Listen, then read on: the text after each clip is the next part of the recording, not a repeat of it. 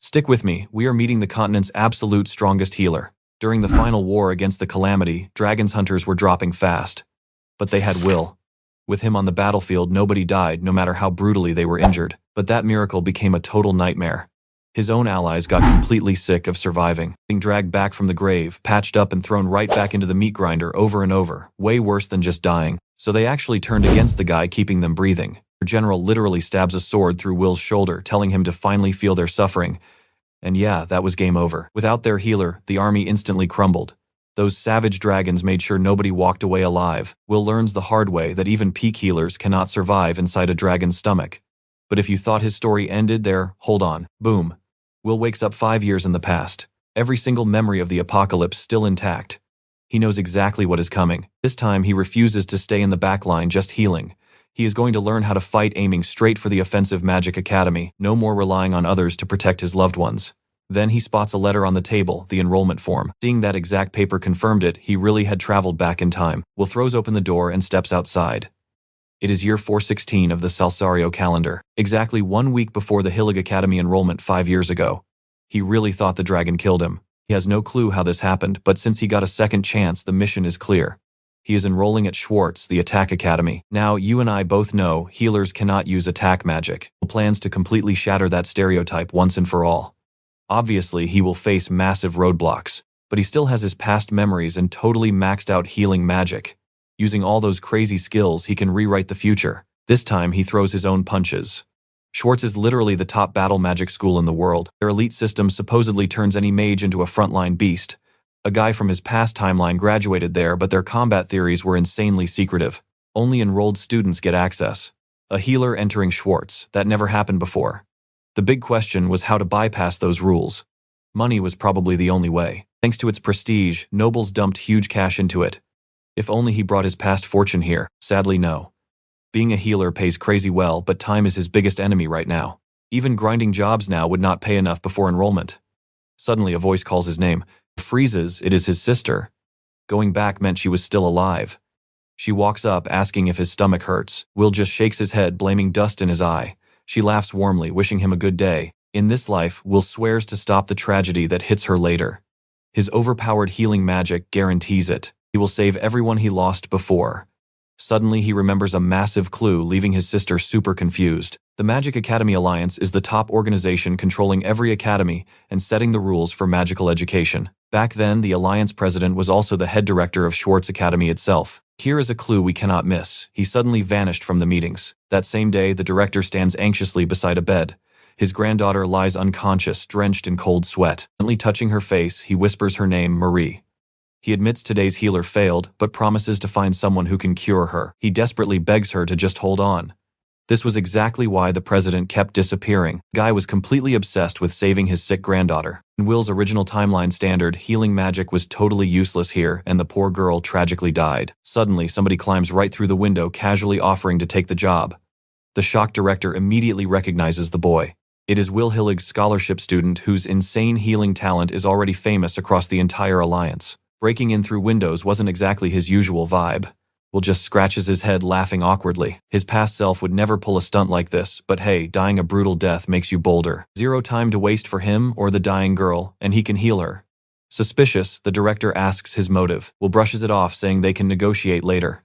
Right now, he just needs permission to save her. The awful illness is progressing way faster than expected. The two intensely lock eyes in total silence. The director finally caves, demanding proof. As Will sits by the bed, trust me, you're going to want to see this. Stick with me here. Will thinks this Magic Academy director has those classic, terrifying villain eyes. Type that'll just erase your existence for sneezing. But our guy takes a deep breath, grabs her hand and channels his healing magic. His mana tank definitely shrank after time traveling, but his brain, still packed with advanced spell formulas. The cure for Zora's sickness wasn't supposed to exist for another 2 years. But guess what? Regression cheat activated. He already knows it. The girl flutters her eyes open. Will lets out a massive sigh. It actually worked. Smiling, he warns her she's running on empty and needs sleep. She blushes, totally flustered, and promises to get some rest. The director nervously asks if Marie is truly healed. She beams, claiming she hasn't felt this incredibly light in years. The tough old man literally bursts into happy tears on the spot. He gets it. A massive weight lifts off his shoulders. Later in another room, the director thanks Will. He offers Will any favor he wants, name the price. Will smiles. His request, oh, it's actually super simple. Since his healing magic is already max level, he has 0 left to learn there. So he wants to join the Schwarz Academy. Now, pay attention here. The director asks if Will seriously wants to toss his god-tier healing talent into an offensive academy. Does he even get it? Will absolutely confirms it. The director stares him down. Then he smirks, claiming his VIP authority exists for crazy days exactly like this. He's got Will covered. They shake on it. Meanwhile, another guy complains about that sneaky old fox pulling such a reckless stunt out of nowhere. He seriously doubts a squishy healer like Will can even survive Schwartz's brutal hardcore curriculum. But to the entrance ceremony, the director stands up and gives his big grand speech. Schwarz Academy isn't normal. It's a boarding school obsessed entirely with high-level offensive magic. Massive grounds, insane training fields, high-tech labs, and a giant library. Plus rich alumni and direct VIP backing from the literal kingdom. It is the ultimate place for destruction magic. And 0 healers have ever enrolled. The director knows Will is walking straight into pure suffering. But if he survives this academy, he'll become an absolute top-tier mage. Will flashes back to his past. Right here, right now, he's rewriting his destiny. But classes start and instantly. Reality check. A grumpy professor just tells him to begin.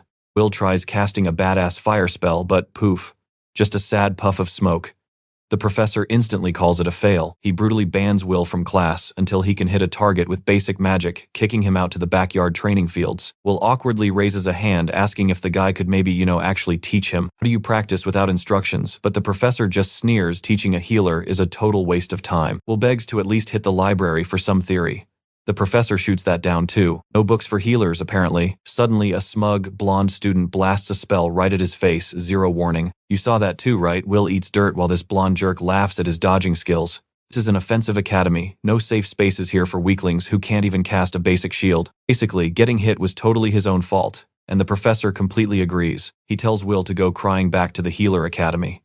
The blonde smirks, saying at least over there he'll get plenty of hugs. Will stands up, absolutely glaring daggers at them. Later, sulking on a bench outside reality hits him hard. 0 progress in offensive magic. He totally knew this path was going to be brutal. Healing and offense use completely different energy sources. Mages use formulas to convert mana, and your mana type basically decides your entire build. Dynamic mana equals pure fire and explosions. Healers only have static mana.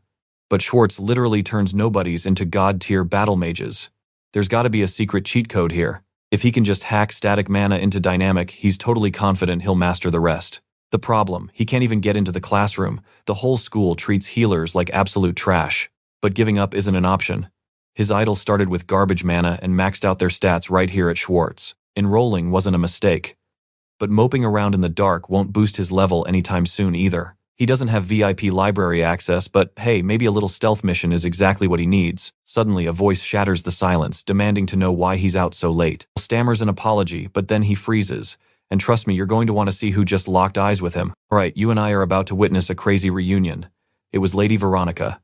In his past life, they literally fought side by side, a top-tier battle mage. Right up until the very end, they had each other's backs. Magic blade could slice through literally anything. And now, thanks to regression, he is face to face with her once again. Then he spotted it, sword drawn. Veronica caught a completely suspicious student sneaking around, so obviously she was fully ready to throw down. She demanded to know his deal. Was he hatching some evil villain plot, or just acting like an eager nerd? Will ran the math instantly. Veronica's power level was absolutely miles above guys like Ulpus. One strike and game over. He quickly claimed he was just eager. Thankfully, she sheathed her sword and let it slide. Will casually called her by name.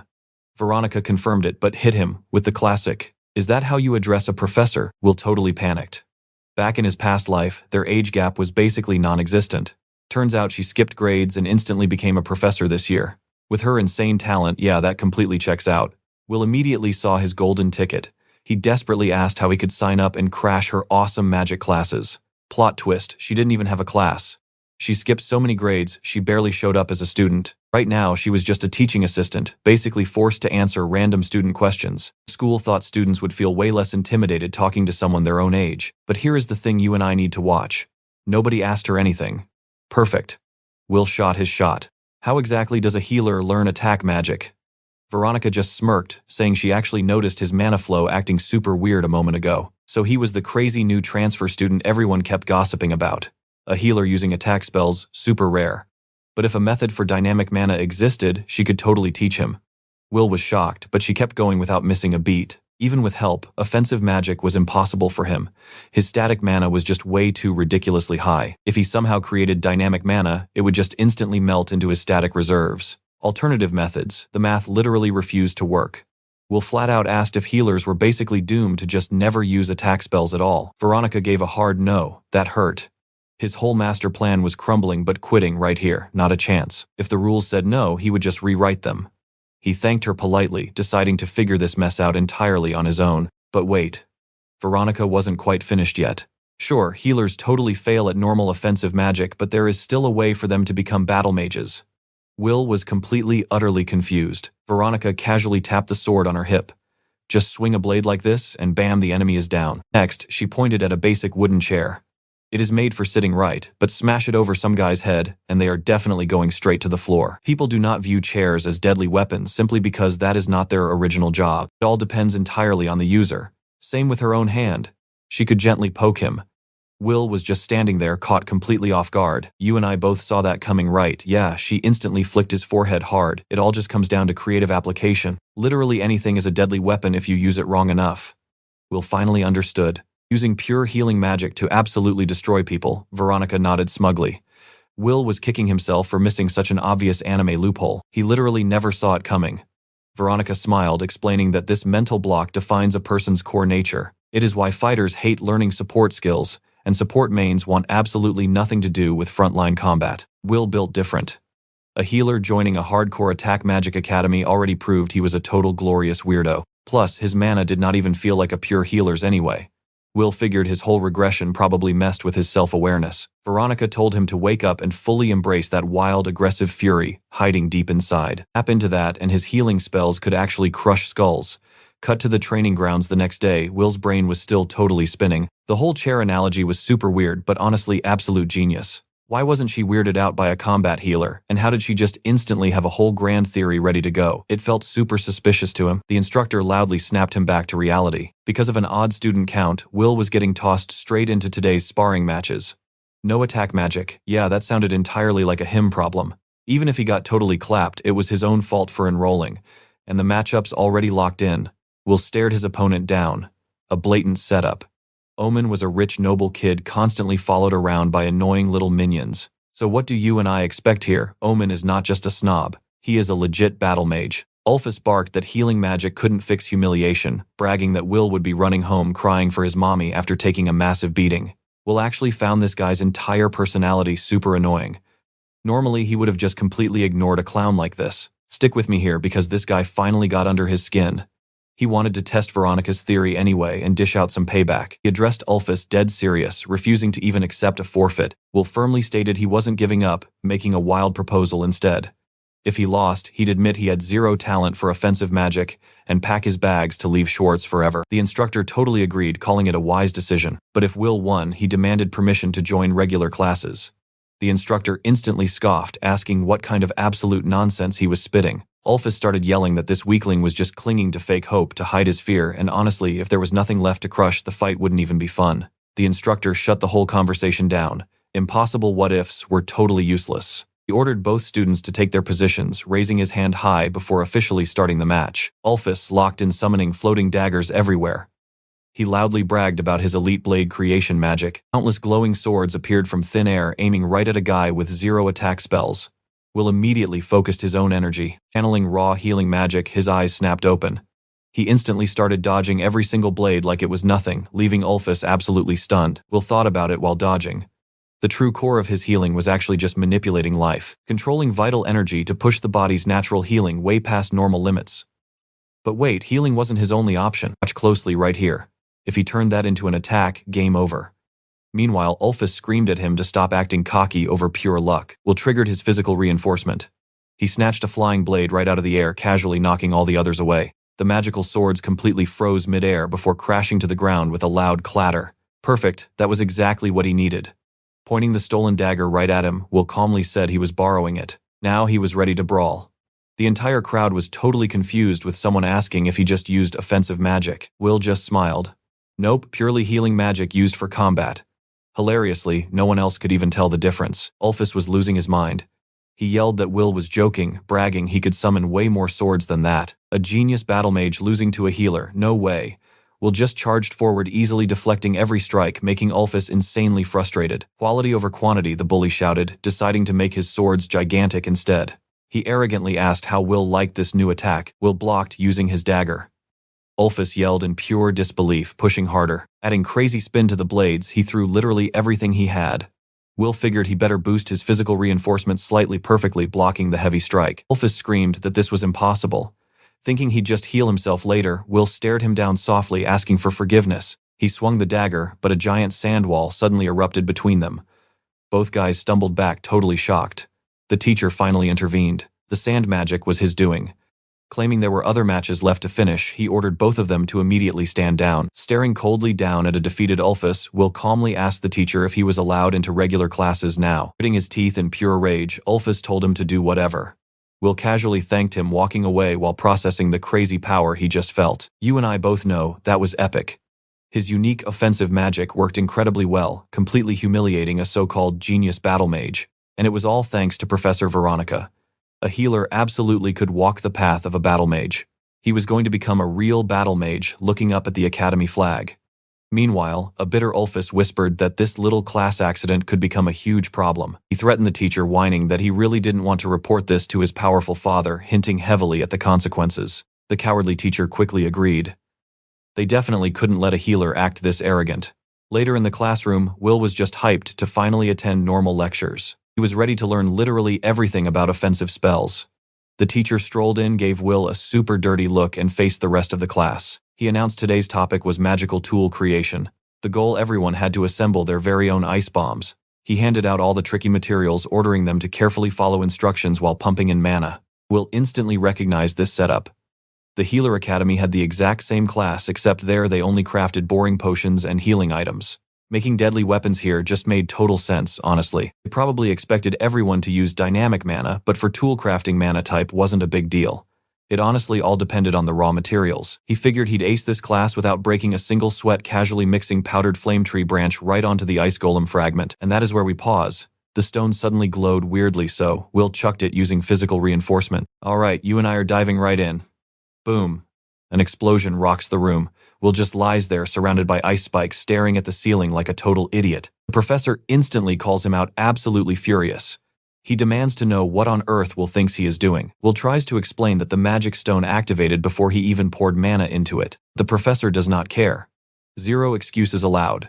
He docks Will's grade right there while the whole back row bursts out laughing. Alpus is laughing the loudest, giving Will this totally weird look. Will just shoots him a death glare. Next up, magical creatures class. And guess what? There is a literal salamander sitting right in front of his face. The professor smugly announces that failing students need to sit up front and pay close attention. Will barely processes how dangerously close this creature is before, whoosh, the salamander spits straight fire at him. Clang. He blocks it perfectly with a pot. The professor just blinks, asking why he is holding a literal cauldron. Will deadpans that it was necessary for survival. Confiscated anyway.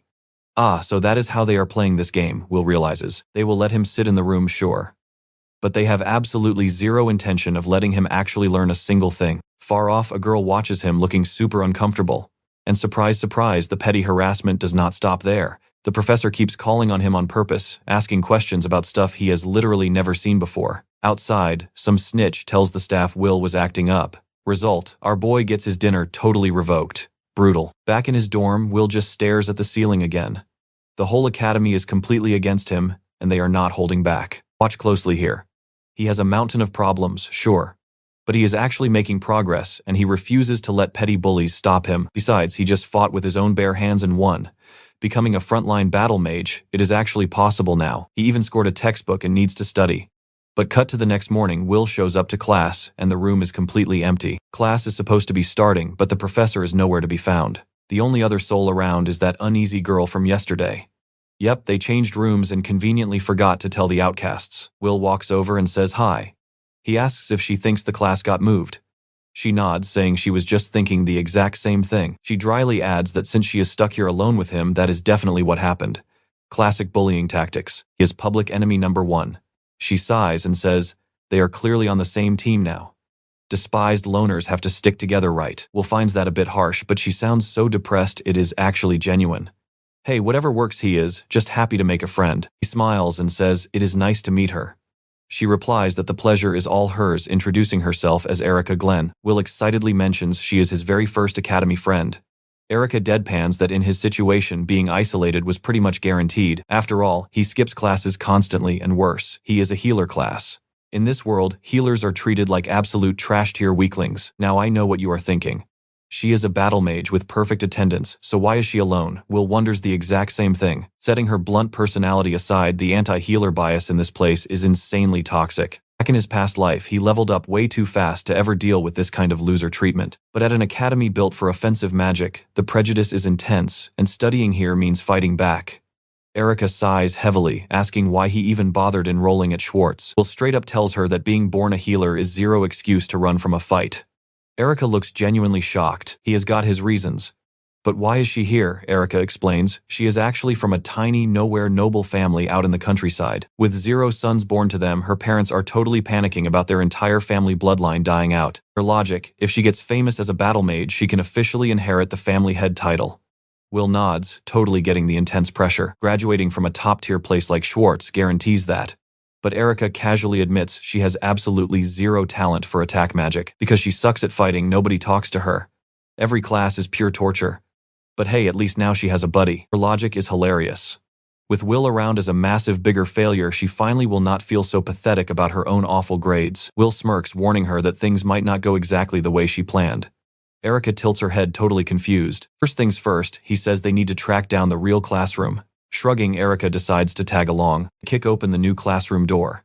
The professor just glares coldly, announcing they are insanely late, and class started ages ago. Will simply apologizes, explaining they did not know about the room change. Excuses denied. The professor instantly orders Will to solve the incredibly complex problem on the board. Erica is furious. They literally just arrived. How is that fair? Will hasn't even attended half the lectures, but Will just steps up and stares at the board. The professor smirks. Get it right, you are off the hook. Get it wrong and say goodbye to even more grade points. Alpus laughs, betting Will fails out immediately. But Will just grabs the chalk and starts writing. Trust me, you are going to want to see what happens next. Alright, you and I are about to witness the ultimate flex. Everyone expected failure, but Will just finishes the magic circle and asks for thoughts. The professor was completely stunned. The answer was flawless. He told Will to sit while Alpus let out a loud gasp of pure shock. Erica was completely lost. How on earth did he do that? Will just strolled back to his seat with a totally calm smile. Right after class, Erica practically chased him down, desperate to know exactly how he solved it. Will casually explained that, sure, it looked super complicated, but it was literally just applying basic examples from the textbook he read early. Erica stared at him. Did he read that massive book all by himself? Will just nodded. Yep, read it yesterday. The Schwarz Academy textbook was absolutely perfect, effortlessly covering everything from the basics to advanced magic. No useless filler at all. Just reading it was honestly enough. Plus our guy Will had always been an absolute beast at magical theory, and all that past life logic he carried over. Huge advantage for figuring out exactly how offensive magic actually works. He stayed up super late reading, but it was fun. Erica was just completely speechless. That material was ridiculously dense. You normally needed a professor to understand it. She thought Will was the weakest student here. If he was secretly at that insane genius level, where exactly did that leave her? She practically begged him not to leave her behind. Will calmly patted her shoulder. He promised to tutor her on anything confusing. They were friends after all. Erica happily thanked him. Internally, Will was thinking he did not come here to make friends. Still, having Erica around definitely opened up some brand new doors. So he told her he actually needed a massive favor in return. Classes were not just reading. Now watch this part closely, here is where it gets wild. Next up was general offensive magic, the exact reason he kept failing. But now, sure, he totally wrecked Alpus, but standard attack spells were still completely impossible for him. He had a crazy plan though, and needed Erica's help. Standard offensive magic relies on set formulas. Basically, anyone who memorizes the strict math can cast them perfectly. Unique magic though, that is created straight from the soul and only works for the specific person casting it. The Academy taught them separately. Unique magic had no strict right answer, meaning Will could easily fake it by using his crazy offensive healing skills. But standard magic, if you cannot cast the exact spell, you instantly fail the class. The professor made it crystal clear. Will aced the written test, sure, but practical exams were a whole different monster entirely. No standard magic means instant failure. The task here was actually super simple. Just hit the dummy with a basic fireball. Fail to do that, and graduating from this academy was totally out of the question forever. The professor secretly suspected Will completely faked that mock battle using his healing magic. Enhancing his own movements with healing kinda made sense, but casting fire was completely different. A healer with 0 attack power should just leave, but then the professor completely froze. Will was smirking, and an actual flame was burning right in his hand. You are probably thinking what I am, a healer casting fire. Impossible. Check this out.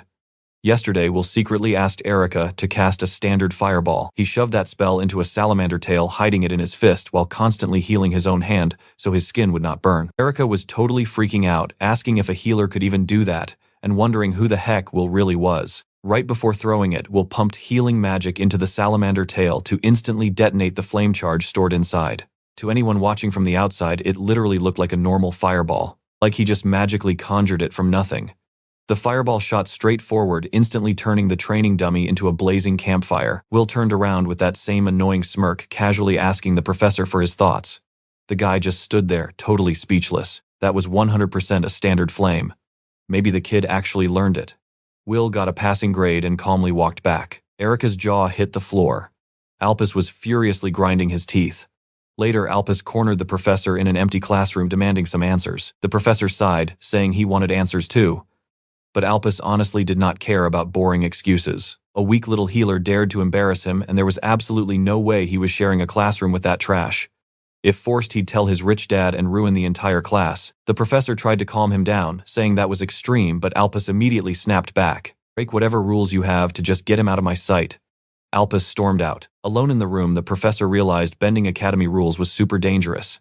Getting caught meant prison, not just a slap on the wrist like these rich kids, but sometimes you literally have to gamble everything just to protect your own survival. A useless healer was strutting around like a boss, and he still had absolutely no clue what the academy board was secretly plotting. He absolutely refused to let some kid ruin his career.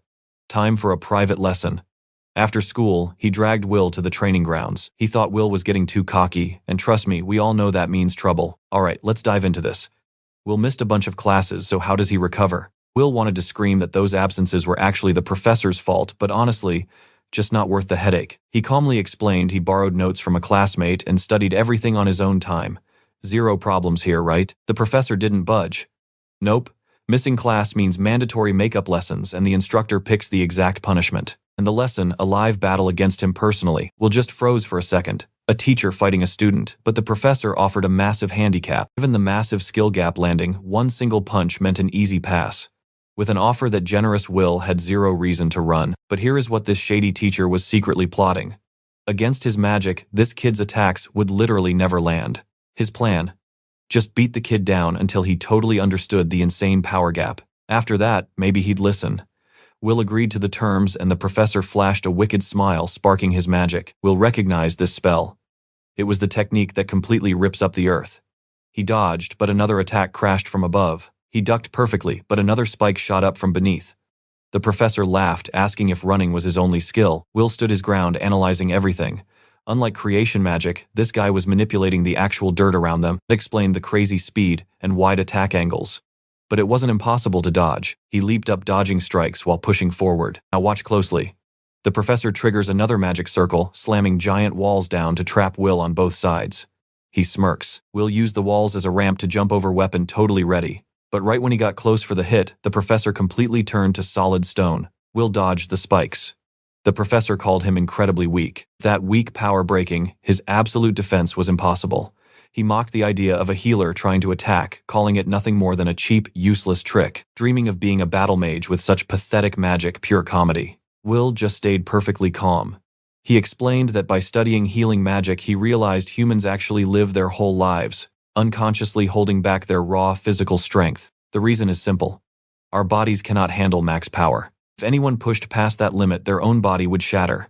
The professor instantly shot back with pure disgust. He mocked Will for giving a boring lecture just because he couldn't beat offensive magic. Will completely brushed him off, casually saying that, sure, ripping off the limiter means the body gets massively damaged. You and I both know what's coming. He's a healer. He doesn't care if his arm breaks. The professor was stunned. Walking up with an absolutely insane smile, Will admitted he hates pain, but he can literally just heal himself instantly. So hey, let's test that theory right now. Boom, he moved at max power. A totally flawless hit sending the professor's glasses flying away. Will boldly warned him that randomly deciding a student's absolute limits was a terrible mistake. Professor Veronica actually taught him that using healing magic offensively proved one thing. Declaring something totally impossible is pure foolishness. He could grow so much stronger.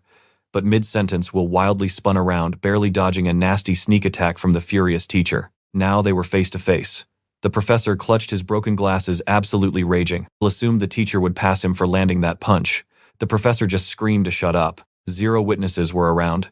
Swallowing his pride and admitting a healer punched his face. Unacceptable. So he launched a massive barrage of flying stones. Will casually mentioned that breaking limiters wasn't just for punches. Stomping his foot deep into the earth, he launched himself forward at blinding, unbelievable speed. The professor's brain totally short-circuited. His defensive stone wall was way too slow. He slammed his eyes shut, glancing sideways, desperately trying to see if the insane attack had stopped, but his own body was paralyzed. Punches rained down constantly while time literally felt like it stopped. In his head, he begged Will for mercy. The agony was totally unbearable, somehow worse than normal speed impacts. Trapped. Broken. He couldn't even scream. He just kept silently crying for this nightmare to end. Boom, he went flying back, crashing violently into the dirt. Will casually strolled over, stating that on his end, that was just 1 second. The wrecked professor screamed from the floor, demanding a full explanation. Will smirked and replied that, unlike him, he actually explains his magic fine. Right as his fist connected, he spammed sensory enhancement on the guy. It's usually just a basic medical spell for elderly patients losing their sight and hearing, but by pushing someone's reaction speed to the absolute max, senses get totally over-sharpened. It stretches 1 single second into absolute agony. And trust me, you and I wouldn't want to know how that feels. Let's dive right back in.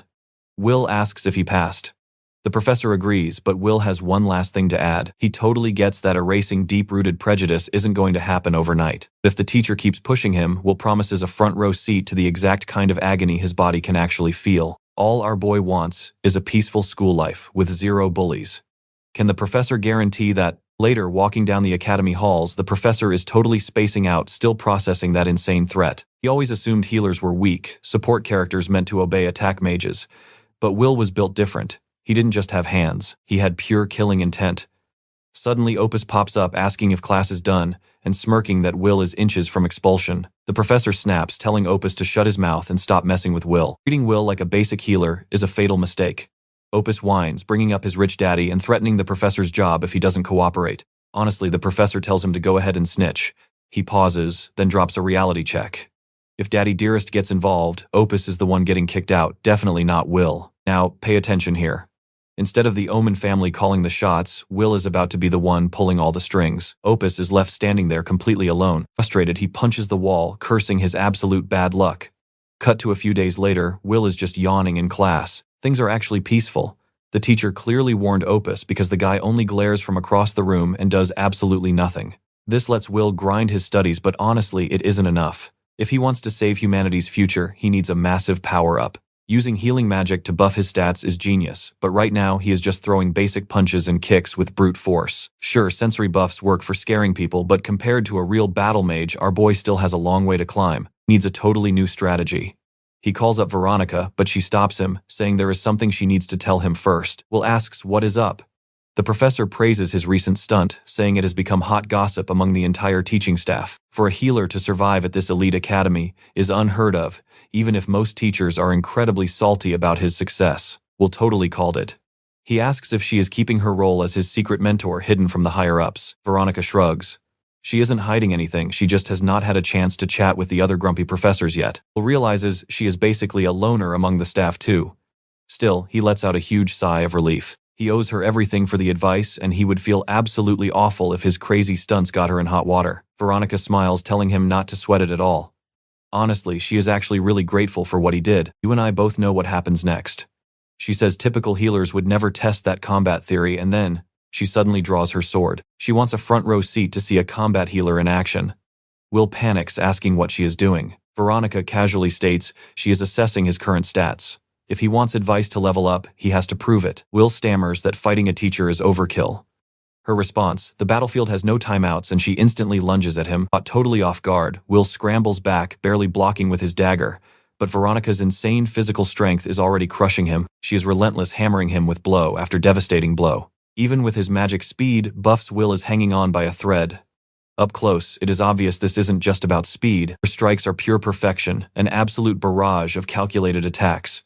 Just brute forcing his stats with magic has a massive limit. He has exactly one shot using a burst of speed he hasn't revealed yet.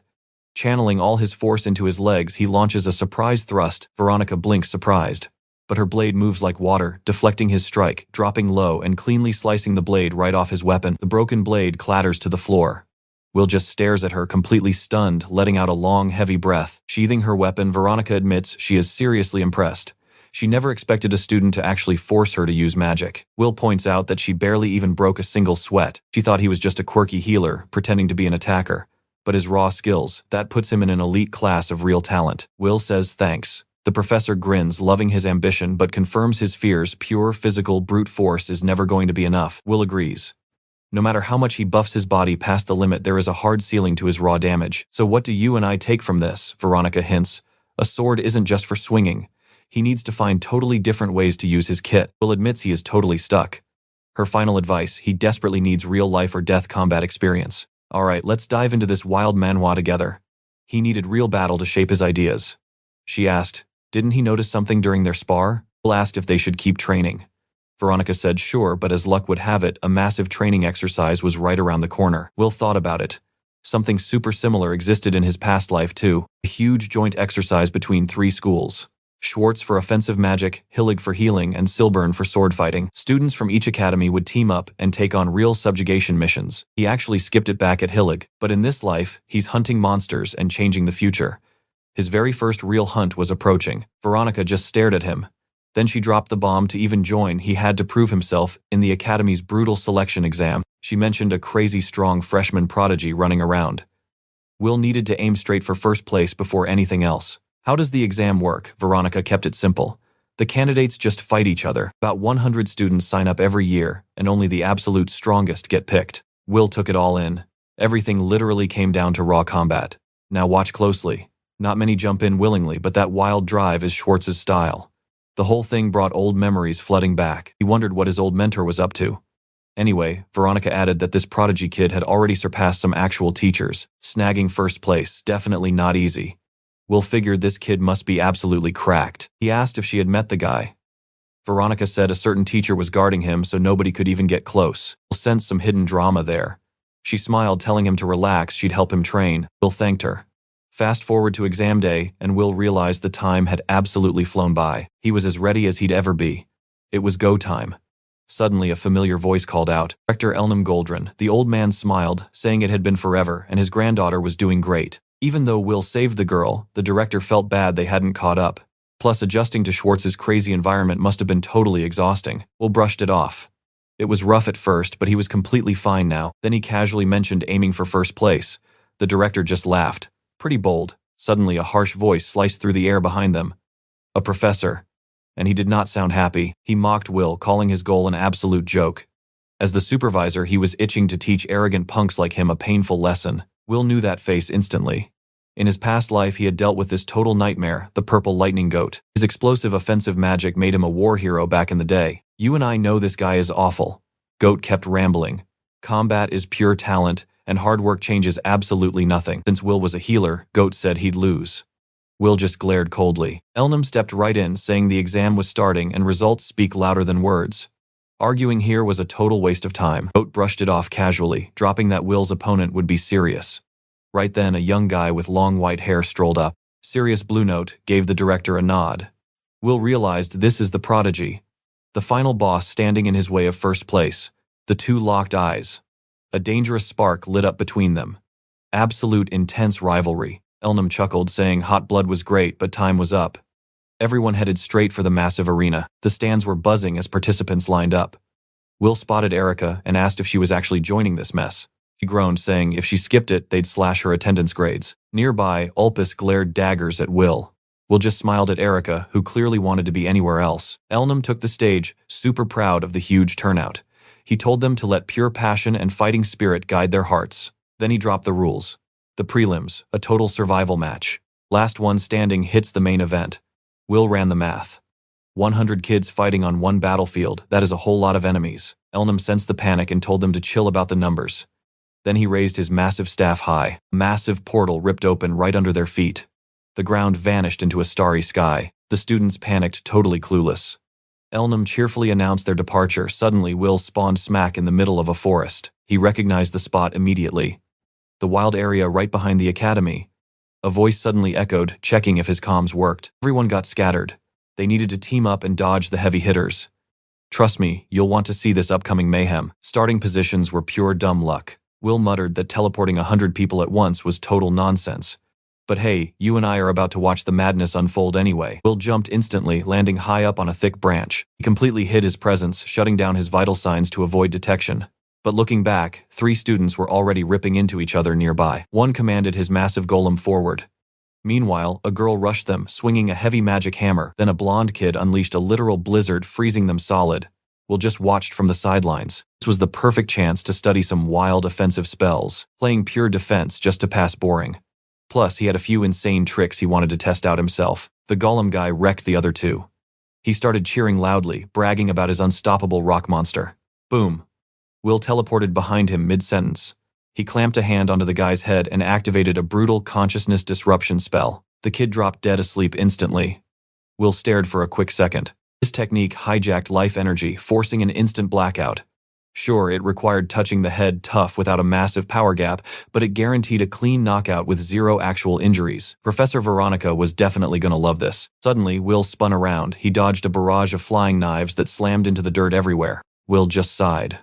Ulpus, you seriously never learn. The stuck-up noble played dumb, claiming he just wanted to pass by any means necessary.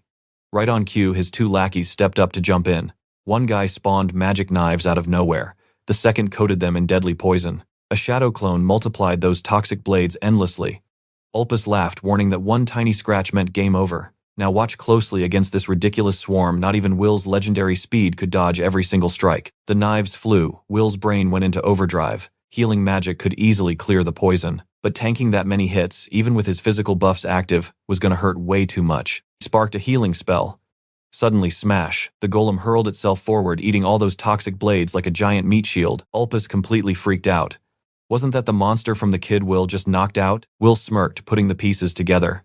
Healing magic usually needs flesh, but this rock beast actually ran on a core of its summoner's own blood. He couldn't steer it perfectly at all. But pumping raw life force inside worked. The golem charged, decking one minion perfectly and literally sitting flat on top of the other. Ulpus started whining about his useless crew. But Will was already standing right in his face. Will gripped his face tight. Lights out, Ulpus dropped like a stone. Elsewhere, the golem was brawling against heavy water magic. Will watched from afar, totally satisfied. His physical buffs usually chained him to close-quarters combat. This stolen golem fixed that blind spot beautifully, leaving him plenty of time to study everyone else's magic. Suddenly, a massive hurricane erupted across the forest. Will frowned hard. What fresh nightmare was this? Gale roared forward. Will leaped high as the cyclone shredded the ground, totally wrecking the golem and blowing the nearby students away. Landing safely, Will glanced sideways. Someone was steadily walking right toward him. Serious. Just as expected. I know you're hyped. This guy is a total beast who won't go down easy. Will debated clashing with him, but the director's booming voice interrupted.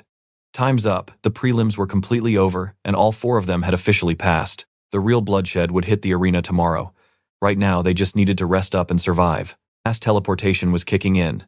Will kept his eyes locked firmly on his rival. Sirius stared right back, not blinking once, until the magic warped them all away. Will was absolutely buzzing for tomorrow's showdown. Safe in his dorm, Will flipped open his journal, furiously scribbling down combat notes. Plotting his arena strategy, he enjoyed the quiet room. But outside in the hallway, not peaceful at all. Some salty nobles were whining. Will was simply too overpowered, and he had actually healed the guys he knocked out. Shouldn't they just forfeit? The noble leader snapped at them, barking that low-tier families like theirs could never truly understand the pressure. The Omen family rules were brutal. Healers had no place among actual mages. His father learned a healer delayed him. Absolute disaster. His 2 lackeys just stared. They basically quit, walking away without looking back. So what do you and I think tomorrow's arena is going to be? Absolute chaos. Let's dive into this wild setup.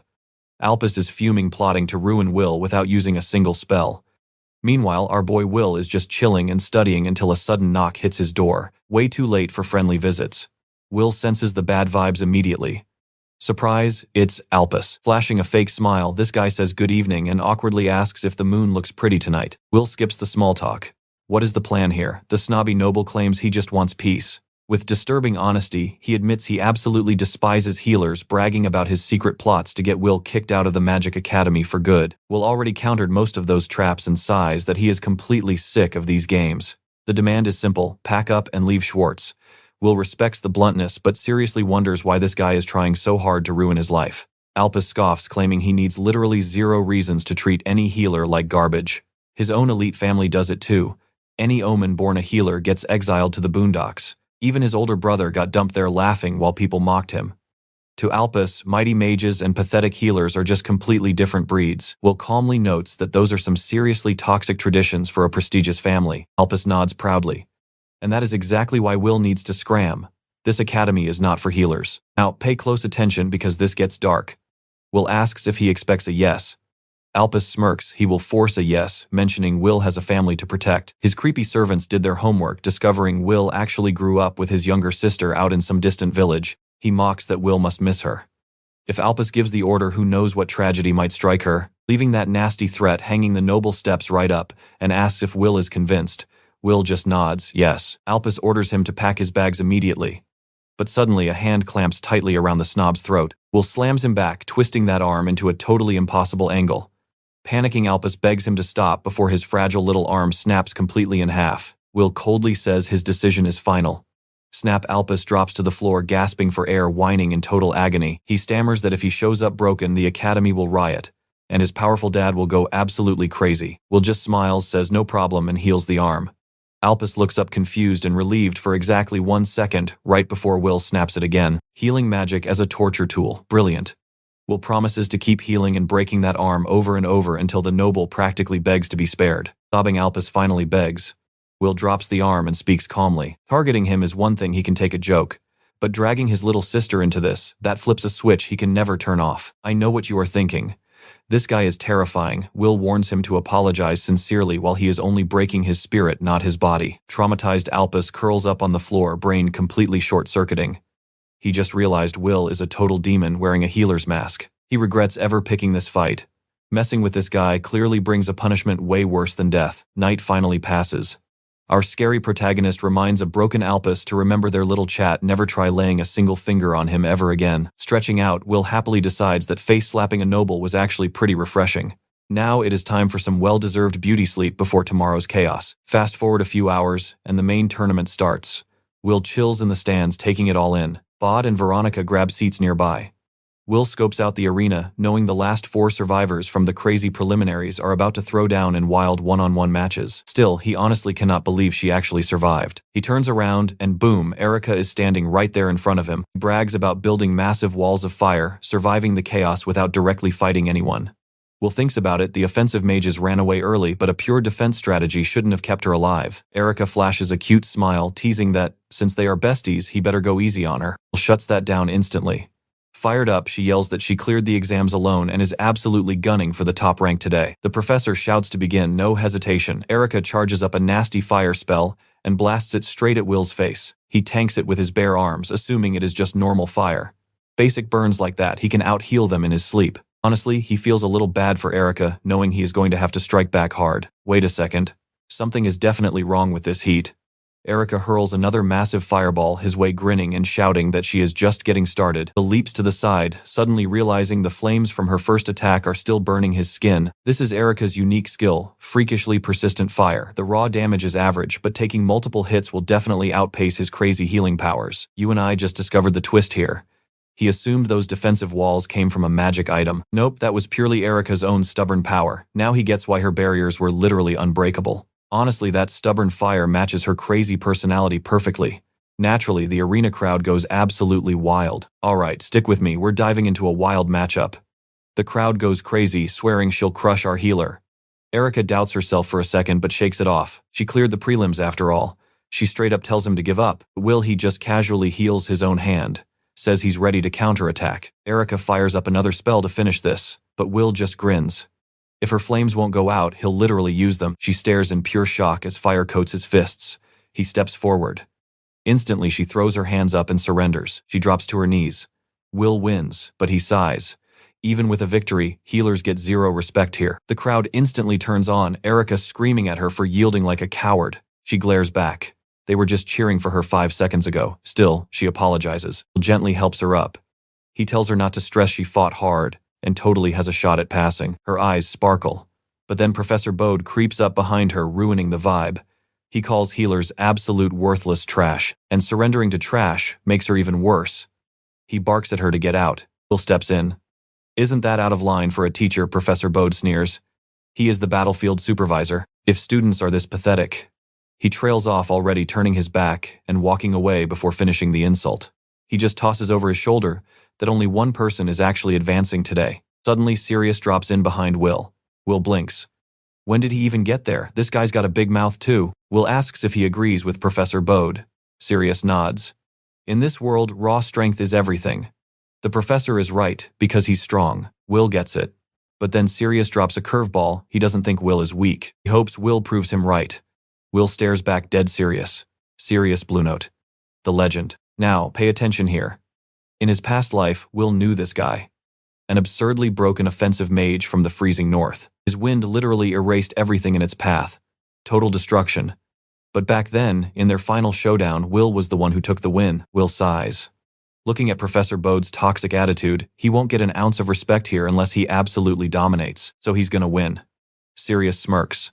The professor yells and the exam officially kicks off. Sirius charges up his mana and blasts it straight at Will. Will dives right, kicks off the dirt and rushes in, but Sirius doesn't even blink. He just unleashes a massive gale, blowing Will back. Will blocks his face. He gets the attack pattern, but closing the distance is practically impossible right now. They stare each other down. Sirius admits Will's speed is actually a huge problem. Another spell. Another brutal wind blast. Will notices this isn't a normal tornado, it's designed to launch targets out of bounds. One direct hit means an instant ring out. You and I both know he has a trick ready. Time for that. He slaps the dirt. Boom, a massive tree erupts from the earth, growing into a giant shield in literal seconds. Erica's jaw drops. That was healing magic. He's insanely strong now. Will just smiles and wonders what Veronica would say. In his head, Veronica stares at the tree. She tries to lecture, but Will interrupts. He pumped pure life force into the roots, forcing insane rapid growth. Easy. He found a plant magic book and tweaked it. Now, depending on the seed, he's got a whole arsenal of totally broken tactics. But then his vision blurs. He collapses into Veronica's arms. She frantically asks what happened. He's fine, just completely out of mana. The book left out how draining this was. Veronica sighs and tells him the harsh truth. Breaking things is always easier than healing. Healing burns way more mana.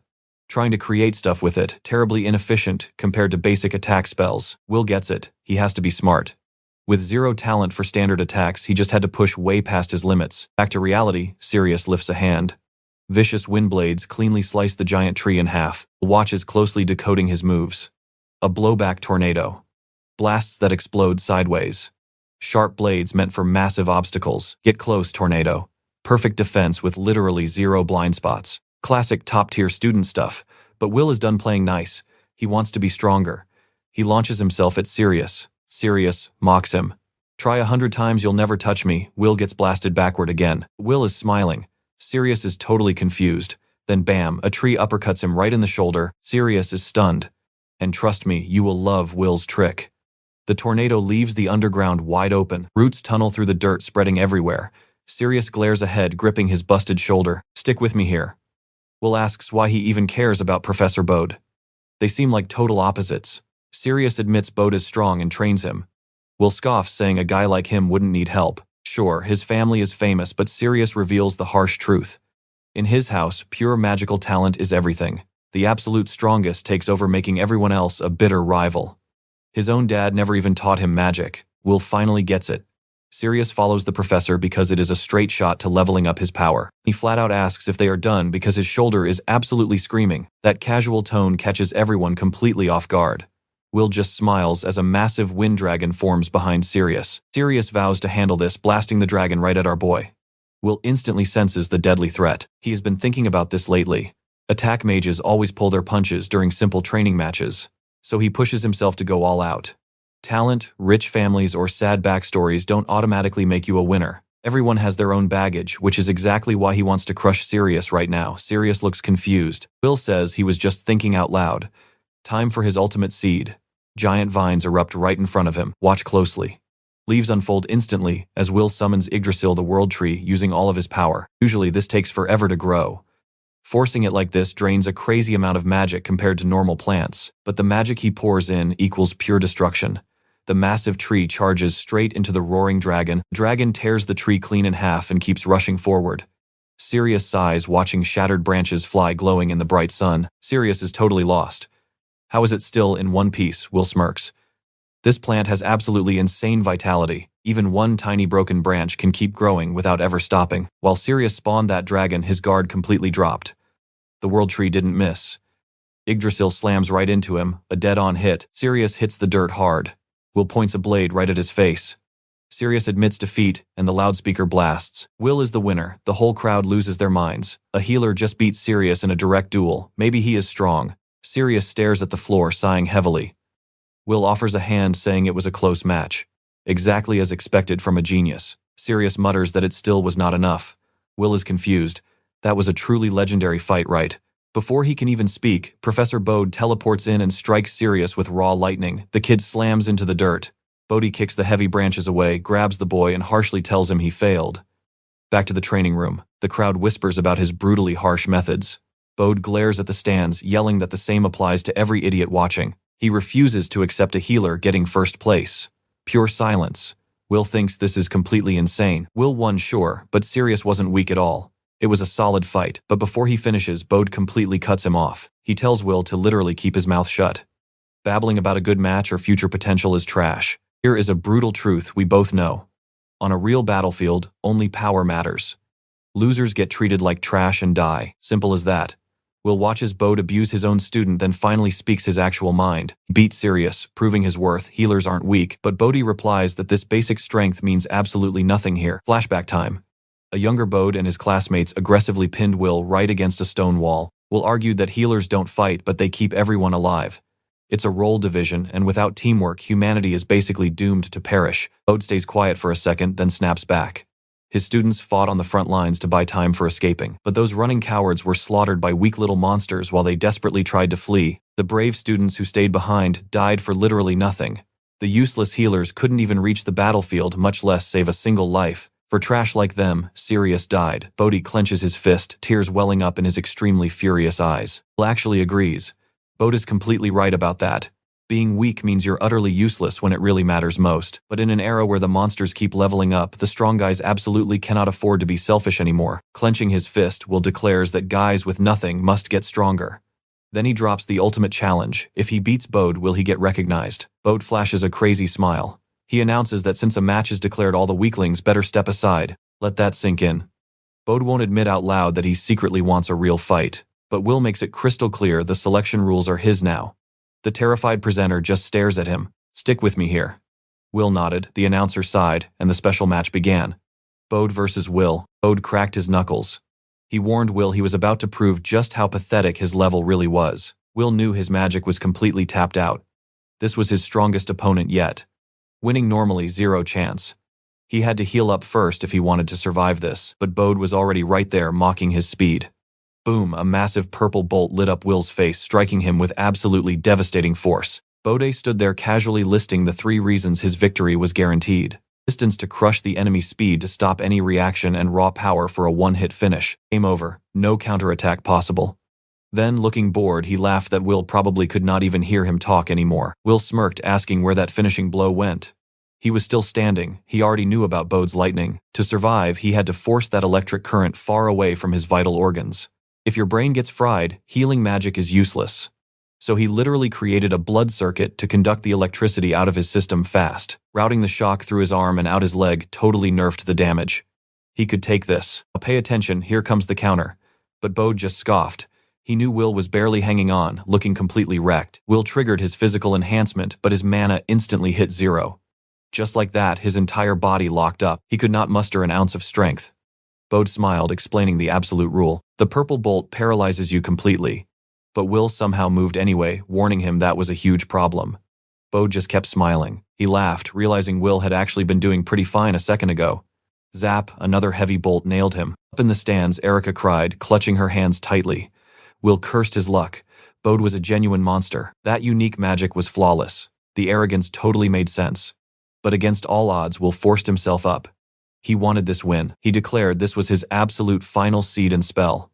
Activating his plant magic, he screamed for the tree to grow. A massive aquatic treasure tree instantly erupted right before him. Will figured it would absorb tons of groundwater. Acting like a massive shield, it would ground the electricity perfectly. Bode yelled, "What is that?" Will looked up completely stunned along with the crowd. Bode casually chopped the giant tree right in half. Will admitted he was totally out of options.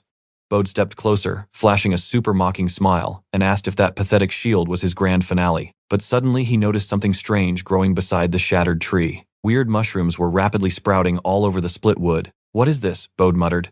"You saw that too, right?" Will couldn't believe it worked. Certain plants and mushrooms literally grow faster when blasted by lightning. After a forest fire, they sprout up first with zero competition. This mushroom was exactly like that, but with a crazy hidden trait. Bode stared at the bizarre fungus with total confusion. A second later, his cocky face dropped. His body felt incredibly weak. This was the exact opening Will needed. He gathered all his energy and dashed forward at terrifying speed. But Bode just smiled. He countered with a massive lightning-coated punch. Will spat blood and crashed down hard. "What an idiot," Bode mocked, looking away. "Obviously, I am completely superior in close combat too. My magic manipulates pure electricity. By supercharging my own body and speed, a silly paralysis effect means absolutely nothing." Will lay there completely crushed. Even after that epic brainplay, he still had not won. "So this is your miserable defeat," Bode bragged, stepping up with his crackling fist raised. Suddenly, a sharp blade pointed right at his neck. Veronica stood behind him, sword ready, speaking coldly. "Enough. You have gone way too far, Professor Bode." The professor sighed heavily with obvious irritation. "Veronica, you really should not interfere. You are just a new hire." "But the match is totally over," she replied calmly. "Continuing just tortures him for fun. The kid can heal his own injuries. He can totally keep fighting, right?" Veronica held her ground. "Sure, if he had mana, but his stamina is completely gone. He is just killing my mood." Veronica unleashed her aura, and Bode instantly matched it. They both stepped up, ready to clash. "That is enough," a booming voice dropped from above. Principal Al-Niram landed perfectly between them, hovering slightly before touching down. "You two fighting in here is absolute nonsense," he scolded, staring straight at Bode. "Just stop this." Principal's cold stare shut down any argument. Bode looked away, groaning fine. Al-Niram then turned to Veronica, apologizing to her directly. "I really did not explain the rules properly to you." He cleared his throat and stood up straight. With that, the main event of the selection camp was officially over. Everyone was dismissed. The students slowly filed out of the massive coliseum. Will tried frantically healing himself, cursing his empty mana pool. His recovery was practically zero, and his stubborn pride hated accepting that reality. Suddenly, Veronica literally princess carried him, and trust me, that's where we leave this epic episode. "You did great," she told him. "Don't push it." Will was just completely speechless. He finally nodded, turning her words over trying to believe them. But it wasn't enough. Night fell. "Stick with me here." Will lay awake, realizing a first-class mage wasn't just about raw power. Their tactics were on a completely different level. He could barely keep up. Yet even with them, humanity still fell. He had to get stronger. Morning comes, he knocks on the door. "Ah," Will Al-Niram said, "your injuries look fine." "Yeah, once my magic returns, I heal instantly," Will shot back. "Then the training camp is a go. You won the main event, so you're officially in." Sirius and Erica passed too. Will frowned. "Wait, Professor Bode said everyone failed the exam." Al-Niram just smirked. "That happens every single year. It's a completely intentional setup," he explained. "Telling everyone they failed creates pure urgency, pushing all the arrogant students right to their absolute limits. In the end, mostly everyone passes anyway." Will thought it was weird, but honestly it made sense. In his past life, Bode was a literal hero. Fighting on the front lines until the bitter end, defending a world he hated. That was just his personality. His own twisted way of being a great teacher. Al-Niram continued. Will's assignment. An offensive mage in a mixed academy squad sent straight out to handle real monster subjugation quests. Now watch closely. This is Will's first time facing actual monsters since his regression began. 5 years from this exact point in his past life, monsters literally caused humanity's absolute destruction. Originally, the word monster just meant anything with magical power. They weren't even always hostile. Sure, they attacked humans sometimes, but that was just basic survival instinct. Basically, they were just grumpy neighbors. But in 2 years, the Red Moon changes absolutely everything. Monsters go completely feral, actually teaming up across different species, slaughtering humans for pure fun. And 2 years after that, the Demon King makes his entrance. Humanity stood no chance. Entire nations crumbled. Offensive mages, the ultimate battlefield weapons, got wiped out one by one. The knights fell too. Even backline healers got completely swallowed by the chaos. Will died. Barely anyone survived that war. You and I both know the stakes here. He cannot let humanity go extinct again. He has to become stronger than anyone from his past life. Enough raw power to crush entire mass invasions alone. Plus, figure out what actually triggered that red moon. Alniram just watched Will smirking quietly. Fierce determination. Same eyes as the day we met. He assured Will, the teachers picked this training ground very carefully. He had something specific to tell him. Will had absolutely no idea what that meant. Outside, Erica and Veronica are waiting. They're chatting when Will spots a few more familiar faces, Sirius and Professor Bode. Will casually mentioned hearing Bode's brutal methods actually came from deep care. Bode stepped up looking totally stern. I have zero idea what you're talking about, kid. Weaklings who can't even scratch me shouldn't be arrogant. Yep, the professor hasn't changed at all. If you get that, Bode muttered, then work your hardest on the battlefield. Thanks for handling Sirius. I'm truly grateful too, Sirius added. Will joked, he was still pretty quiet. Sirius gave this tight smile. Thanks to you, I focused purely on training, got way stronger. That's just Bode's teaching style. Survive, get your sweet revenge, and it's never a real defeat. Solid lesson, Will grinned. Keep getting stronger. Sirius actually smiled, fist-bumping Will before heading to the carriage. Will realized having more elite offensive mages was huge. He'd make absolutely sure these monster battles ended in their favor. Veronica called out time to move. Will was already walking over. Inside the carriage, Veronica breaks down the mission. Dunlell Forest ahead. This time, a straight-up goblin subjugation quest deep in the woods. 3 students per squad, mixing Schwarz and Silburn academies, plus 1 teacher tagging along as their official support. Erica asked if teams were already locked. Veronica casually confirmed they were in the exact same group. So, where do we leave this? Hey, better to stick with the devil, you know, right? Stick with me here. The professor mentions Will's group is completely different, and they have already arrived. Time to meet the Silburn students on site. Will totally recognizes them from his past life, but they never officially met. Out of nowhere, a girl screams his name, sprinting over and hugging him before he can even blink. She says she has been waiting forever for this. Will turns totally red. Hold up. Who even are you? He steps back, not offended at all. Makes sense, honestly. They never actually introduced themselves back then. Smiling brightly, she introduces herself as Marie Goldrin, the granddaughter of the Schwarz Academy director himself. Will's jaw drops. He just freezes, processing the shock. Wait, this is the sick girl he took care of. Never expected to see her again. He asks how she is doing, and Marie happily replies she is fantastic. She apologizes for never thanking him properly, but Will says there is no need. Her grandpa recommended him to Schwarz, so they are even. Marie shakes her head, wanting to repay him too. Since she had zero magic talent, she joined Silburn instead and completely threw herself into learning the sword. The result, first place in the academy exams. Turns out I am pretty good at fencing, she laughs. Will is stunned. From bedridden to top of the class that fast, this girl is just absurdly talented. Marie grabs his hands tight. You can absolutely count on me, Master Will. Will smiles, agreeing to give it their all. Suddenly, he realizes exactly what the director meant about counting on him. Suddenly, Marie turns around. Someone from Humiliates just arrived, and they really need to go say hello. Erica mentions their squad looks solid, and Veronica completely agrees. The vibes are already great. Marie looks around for their missing teammates, asking if Master Ren and Turf have shown up yet. Will instantly recognizes that name. The door swings open and a guy steps out, telling everyone to chill. He stops and introduces himself as Master Ren, checking if these are the students actually joining his squad. Now, pay attention. Will's chest tightens. In his past life, this exact man was his master and the greatest healer alive. He is absolutely screaming inside about being in his group. Behind Ren steps a nerdy-looking guy, loudly complaining that the professor has not properly come down yet. Marie greets him as Master Turf. He says nice to meet you, but immediately glares at their joined hands. Who are you? Turf asks with pure disgust. Will from Schwarz, an offensive mage, Turf mutters coldly. Ren just stretches lazily and announces the team is set. They can basically do whatever they want. He is just watching. Marie frowns at his lazy attitude, but Will knows this is classic mentor behavior. He steps up and asks to call him mentor. Ren raises an eyebrow, demanding to know why. Will explains he uses healing magic without a teacher, and he desperately wants to learn from the best. Ren is actually shocked. An attacker who also uses healing, he realizes this team setup was totally intentional. Will asks if it is fine, and Ren just shrugs, call me whatever. Marie instantly chimes in, saying if Master Will calls him that, she will too. Turf tries to argue, but it is useless. Erica and Veronica just stare.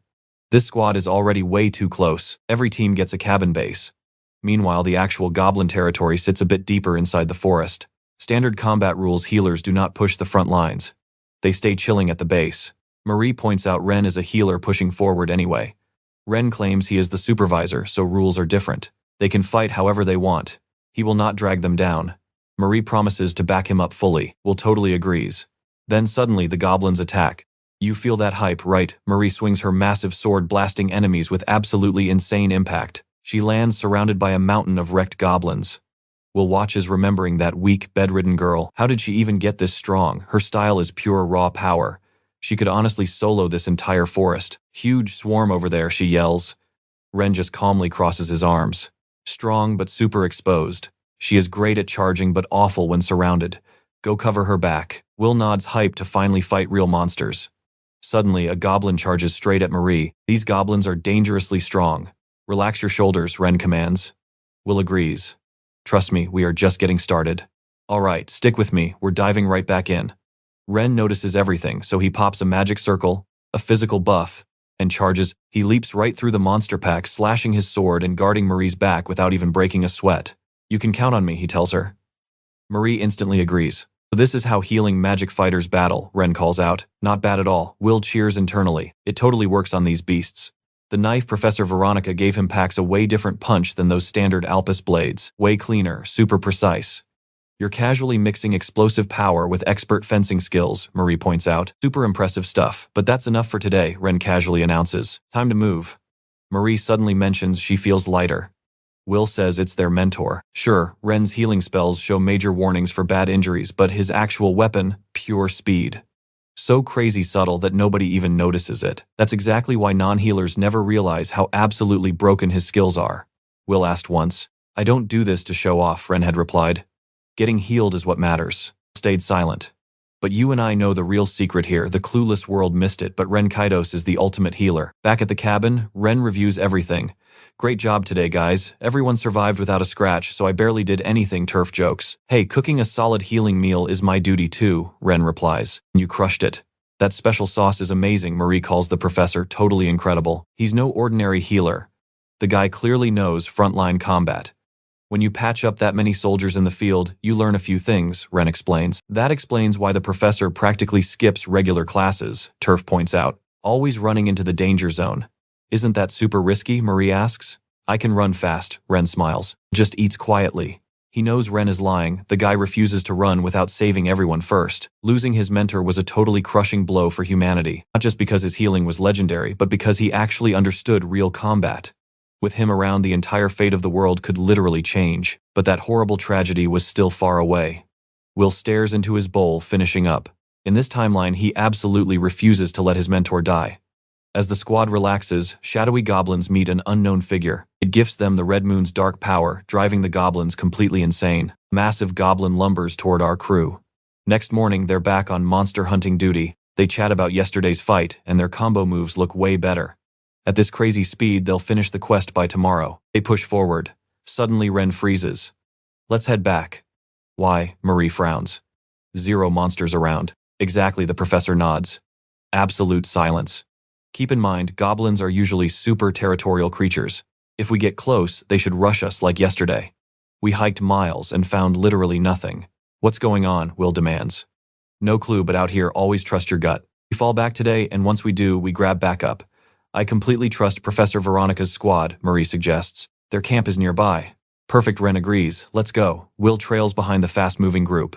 These goblins acting weird gives him a seriously bad feeling. Marie yells they're nearing the neighboring outpost. Will tries ignoring his past life memories.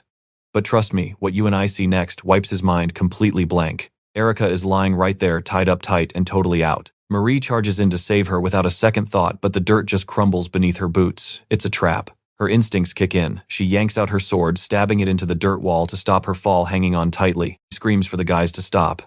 Erica's bait, incoming Ren, suddenly shouts out loudly. Deadly arrows slice through the wind straight at them. Will deflects every single one with his knife. The goblins immediately rush in, their red eyes glowing with pure rage. Marie climbs while Will calculates everything. Dozens of them completely box them in. Way too coordinated. It feels exactly like the Red Moon, but that's not due for 2 whole years. Will feels sick. Is the nightmare starting early? Erica lets out a tiny groan. She's breathing. No time to celebrate, but just knowing that gives Will his focus back. There are so many of them, Marie warns. At least she's alive. Will touches the dirt. Leave it to me. Roots burst into massive wooden guardians, blocking every goblin. You and I are absolutely gonna love this next fight. Stick with me here because things get crazy fast. Will told Marie to step off the front line. Staying back made finding openings way easier. That way she could set up perfectly. Marie planted her feet and unleashed everything. She smashed their formation with one heavy strike. How was that? She asked proudly, but a sneaky goblin charged her back. Bam! Will sliced the monster down before it even got close. I will cover the blind spots. Great job, you two, Ren called out. I will rescue the lady. Go, Will replied. But something felt horribly wrong. A heavy feeling hit his chest before he even knew why. The red moon always made monsters completely lose their minds. He already knew that part, but he never expected what suddenly exploded out of the ground. A massive ogre who was hiding right under them. The red moon was making totally different species team up. Will froze. He was way too far to help. This felt exactly like his past life. No matter how hard he pushed himself, he just could not save everybody at the exact same time. The ogre threw a massive punch at Ren, but Ren channeled his magic, boosting his physical stats to dodge by a hair at the last second. Will was completely stunned. His master had actually mastered the offensive healing magic he had shown him. Now watch closely. The ogre swung again. Ren ducked, leaped with absolutely everything he had, and landed right behind its head. Nighty-night, he whispered. Ren blasted the beast with a brutal mental shock. The monster blacked out and slammed into the dirt with a heavy thud while his master landed perfectly. Will walked over, totally hyping up that insane move. Ren just smiled, saying a good master learns from his students. Will replied that was exactly why he respected him, while Marie called the whole thing incredible. Ren started untying Erica right away. He warned them to escape while they still had a chance. Will figured, with his master being that strong, they could probably handle every monster right there. Wooden golems were still holding the front line. Ren quickly told him to stop being an idiot. He only knocked the big guy out. He was a healer. Even if it was a monster, he genuinely had zero intention of causing it any real pain. Once the magic wore off, the ogre would be fine. Will smiled, typical Ren. They sliced right through the goblins and made a run for it. After taking out a few stragglers, the horde finally gave up the chase. Will told everyone they could safely catch their breath here. Ren used some healing magic to wake Erica up. She slowly opened her eyes, totally confused, and asked where she even was. Marie promised her she was totally safe.